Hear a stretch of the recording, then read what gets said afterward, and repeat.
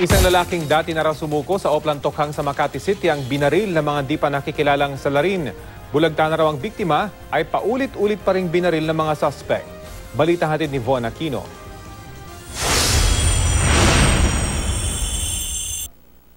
Naghahanap lang daw na makakainan ang lalaking ito kasama ang kanyang live-in partner sa bahagi ng Bonifacio Street, Barangay Rizal, Makati nang pagbabarili ng mga nakasakay sa motorsiklo pasado alas 12 ng hating gabi.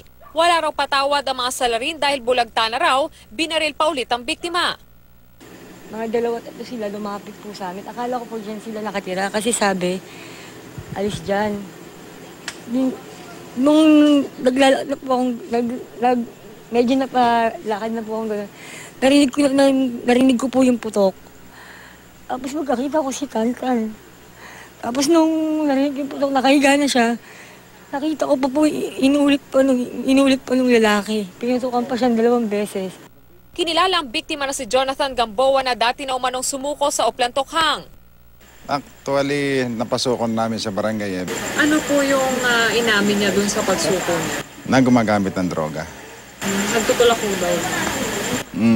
At notorious na magnanakaw batay sa record sa barangay namin. Aminado ang kinakasama nito na gumagamit pa rin ito ng shabu hanggang ngayon.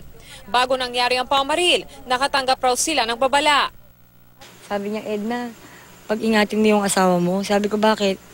Kasi yung kasama siya sa listahan ng mga papatayin. Sabi niya, sabi ko, bakit? Sabi niya, sabi ko, sino yung nagsabi sa'yo? Ayaw niya naman sabihin. 2 basyon ng kalibre 45 at isang slag ang natagpuan sa crime scene. Patuloy pang investigasyon sa krimen. Von Aquino, GMA News.